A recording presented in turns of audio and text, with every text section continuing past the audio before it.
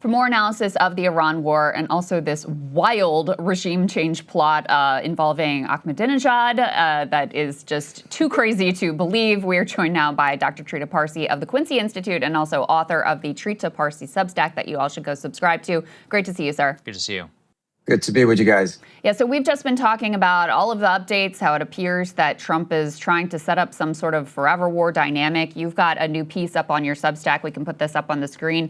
You say a new U.S.-Iran war would end where the last one did. The fundamentals remain unchanged. Iran can threaten Hormuz. The U.S. can punish Iran, and neither can secure its objectives through force. So what do you make of the developments this week, which seem to be a significant break from the previous dynamic where we would have some limited bombing over the weekend and then some market-timed announcement of new talks and negotiations? No, this is a clear break from that in which Trump has just completely shifted his position. I mean, we're back at war. We're back at war. The Iranians have put back the closure of the strait. Trump is putting back today the blockade of the blockade. We're going back to the previous dynamics without any of the fundamentals changing in a positive way for the United States. When you take a look at, for instance, the stockpile and inventory of global oil. Remember, Vance made a statement that the MOU was be used to stock things up and then see where things are. Well, it hasn't stocked up. We're talking about a 5% recovery during the MOU. In terms of how much the global oil inventory has dropped. The Strategic Petroleum Reserve of the United States is still down. So none of these things have happened, which means that the runway for the United States, the amount of time it would take before this war would lead to a major economic crisis, is much shorter than it was back in February. On top of that, we're only 16 weeks away from the midterm elections. And of course, the secondary and third level repercussions of the previous oil shock have not been fully felt yet. So to start this war in this manner at this moment just makes absolutely zero sense unless Trump has figured out some sort of a brilliant military strategy that had not been used before that could put an end to this war within a week or two. And I very much doubt that. Right. So this is, I think, more a manifestation that there were some errors made by both sides, some exaggerated reactions to a couple of things that happened, but then this sudden massive overreaction and Trump just being in a bad place and decided that this is not good enough. And I think this is a problem that is going to be recurring if we ever manage to get back to diplomacy. Trump seems to need this kind of constant assembly line of positive developments, positive feedback to stick to that line. And if he doesn't get it, he just does a 180.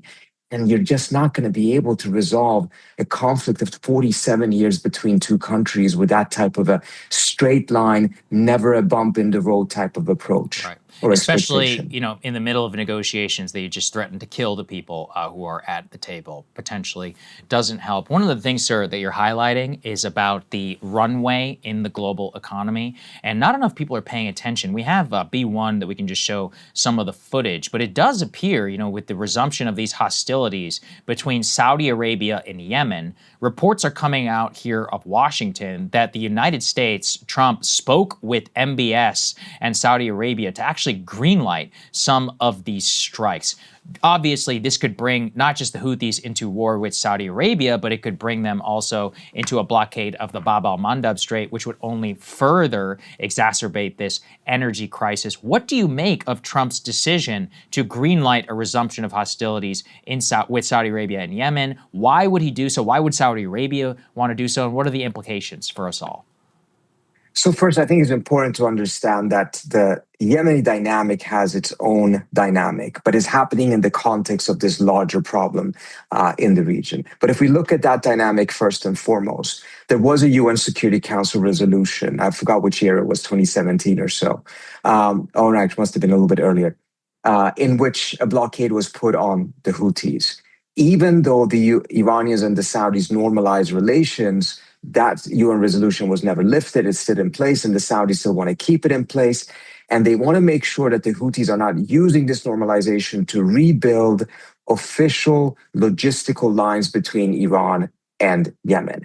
And during this funeral of the supreme leader, it seems like the Iranians took the opportunity to challenge that a bit because they sent a plane to Sana'a to pick up Houthi officials to fly them to the funeral. The Saudis tried to stop that. They couldn't. But now when that plane is returning, they attacked the airport and forced the plane to land at Huwaida instead of landing in Sana'a.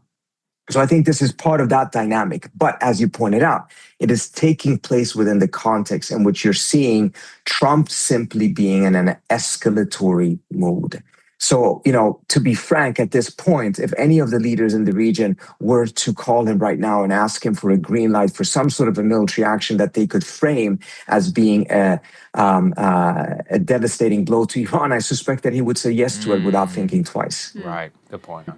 Do you have any sense of, or any theories, or do the Iranians have any theories of how long before, oil really spikes and we have, massive global economic fallout in a way that becomes very politically painful, more so than it already has been for Trump?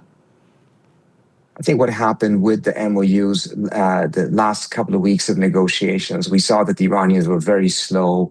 They were neither saying yes to the proposals nor a no. They were dragging out time. And part of the reason why they were doing so was to actually get the global economy to suffer even further, to strengthen their hand in those negotiations. There were some last minute changes that were made to the proposal. And there are voices in Iran that believe that they should have held out even longer, that Trump was really in a desperate situation and they should have pushed further rather than agreed to it at the time. I suspect that this time around, if this continues in the manner that it seems to be continuing, they will intensify that. They know very well that their starting point is worse for the US. They know very well that the political runway is even shorter. They themselves have suffered because they have replenished a lot of oil on the waters, but not to the same numbers that they had before the war started. So they too are at a lower level. But I think they believe that in the short run, they have a higher pain tolerance than the United States does. If this ends up becoming a low-intensity war that goes on for a very long time, then I think the Iranians will be in a much worse situation.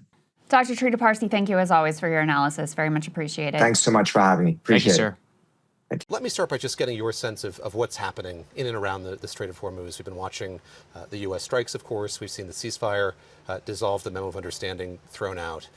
What have you observed over the last 24 hours of what's happening in the region? Big uncertainty, and the markets are nervous whether or not there will be a soon and lasting solution to the problem. And at the same time, many countries are taking some measures to avoid the worst case scenario. Talk about those measures. What are they doing exactly? We've seen them drawing from supplies, obviously, on an emergency basis over the course of this. There is a few things. First, we see that some countries using their inventories, their stocks, such as China and some other countries, number one. Number two, we see that the production, oil production increases significantly from United States, from Brazil, or from Kazakhstan and elsewhere. Number three, it is noteworthy that the Saudi Arabia is making heroic efforts, as well as the United Arab Emirates, to through bypassing the Strait of Hormuz to bring the other cost of the region. All of them are good, but none of them are endless. Therefore, I hope the crisis will be solved quickly and in a convincing way. Otherwise, global economy may well hit some difficulties. I hear you use the word hope, and I wonder how optimistic you are, indeed how worried you are about where we are now over the last 24 hours. I am always worried. In fact, I have always thought, at the IEA, we always thought, what could happen if one day the Strait of Hormuz is closed. You've thought through this many times. Many times. We made some exercises and so on. And it is the reason, one of the reasons that we released a huge amount of stocks to the markets in a seamless way, which brought the oil prices $20 down. And now the problem is, once it is closed, many people think it may be closed again. So countries are now thinking not only what kind of measures they can take today, but how are they going to develop their energy strategies for tomorrow? My understanding is the IEA has about 25% left of those reserves to release. Is there, what's the latest thinking on when you might have to deploy those again if this were to drag on? So when we release our stocks, first of all, it was a historic 400 million barrels, which is equivalent to today, every day, almost 2.5 million barrels flowing to the markets, comforting the markets. And this was a historic, because never, ever we released so much stocks. And it was a unanimous decision, all of our member governments. And this was only 20% of the stocks we have. Still, I have the 80% in the pocket. If and when needed, our member countries, I am sure, will be happy to release those stocks. But I very much hope, again hope, that we will not come to that point. Earlier this summer, you warned of oil getting into the red zone, as you put it. Are we there? Are we close to it? When will we know if we are? So I was worried that end of July, and until the end of July, there will be no solution to the problem. I said, if the Hormuz Strait is not open end of July, when the travel season starts, which means the demand goes up, we may be entering the red zone for global economy. Thanks God, there was a ceasefire and some oil went through the Strait of Hormuz. It is good news. But if the current situation lasts longer and the Strait of Hormuz is quasi-closed, then we may again have some difficult days for the global economy, including those in the region, but also developing nations and in Asia. Asia is much more affected than the other countries in the rest of the world. You mentioned you'd gamed all of this out, and I'm curious sort of how long, can you put a date on when, if this continues to X date, it'll be dramatically worse than it is now? I cannot do that, but it is not months, it is weeks. I hope it will be solved, the problem, in a convincing way, that the Strait of Hormuz is fully open, unconditionally open, and I hope this happens within the weeks, in the next few weeks, I should say. No doubt you've heard an amount of complacency surrounding all of this. The president often says, look, I was warned that oil prices might go up to $200 a barrel. They haven't. He takes that as an achievement. Should there be a level of complacency around that the global economy was able to weather this, at least the initial strikes, better than many would have feared? Now, when we went to this crisis, we had a lot of oil in the pocket, the surplus. We use that oil. We are using that oil. Plus, as I just mentioned, we released huge amount of stocks, oil stocks to the market. Historically, this is also good. Then US, Brazil, and these countries increased the production. And at the same time, Saudi and the Emirates made this rerouting the oil. But none of them are endless. So if the situation continues like this for a very long time, we may have serious difficulties in the global economy.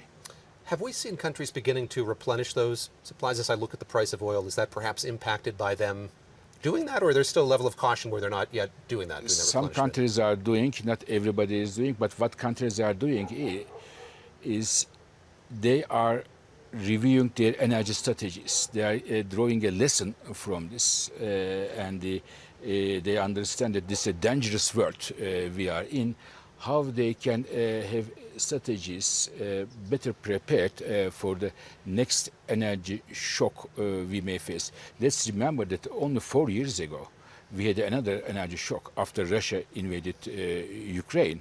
And when you look at the map, 4 years ago, there were two main arteries bringing energy to the world. One of them is from Russia, from Western Siberia to Europe, with pipelines. The other one is from through the Strait of Hormuz, Middle East, to Asia and the rest of the world. And both of these arteries are disrupted now. And therefore, countries are reviewing their energy strategies. And today, I talk with all the governments around the world, many government leaders. And the most scarce commodity in the energy world today is trust. People are looking at trusted partners to develop energy partnerships.